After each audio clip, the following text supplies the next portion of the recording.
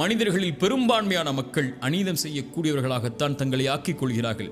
படைப்புகளில் பலர் தன்னை படைத்த இறைவனுக்கு அநீதம் செய்கிறார்கள். இணை வைப்புதான், படைத்த இறைவனோடு ஒருவரை இணையாக்கி வணங்குதல் தான் இந்த உலகத்தில் இருக்கக்கூடிய அநீதத்தில் மிகப்பெரிய அநீதி. இன்ன ஷிர்க லதுல்முன் அதீம். இணை வைப்புதான் மகத்தான அநீதி. இறைத்தூதர் ஸல்லல்லாஹு அலைஹி வஸல்லம் முஆத் இப்னு ஜபலை அழைத்து கேட்டார்கள், முஆதே, படைப்புகள் படைத்தவனுக்கு செய்ய வேண்டிய கடமை என்ன தெரியுமா? படைப்புகள் படைத்தவனுக்கு செய்ய வேண்டிய கடமை முஆதே, அவனை வணங்குதல், அவனுக்கு ஒருவரையும் இணையாக்காமல் இருத்தல். முஆதே, படைப்புகள் இதை செய்தால் படைத்தவன் அந்த படைப்புகளுக்கு செய்ய வேண்டிய கடமை நீதி என்ன தெரியுமா? இறைவனை வணங்கி அவனை இணையாக்காமல் இருந்தால் அவனை ஒருபோதும் இறைவன் தண்டிக்க கூடாது, வேதனை செய்யக்கூடாது. முஆதே, அதுதான் இறைவன் அவர்களுக்கு காட்டக்கூடிய நீதி என்று இறைத்தூதர் ஸல்லல்லாஹு அலைஹி வஸல்லம் சொன்னார்கள்.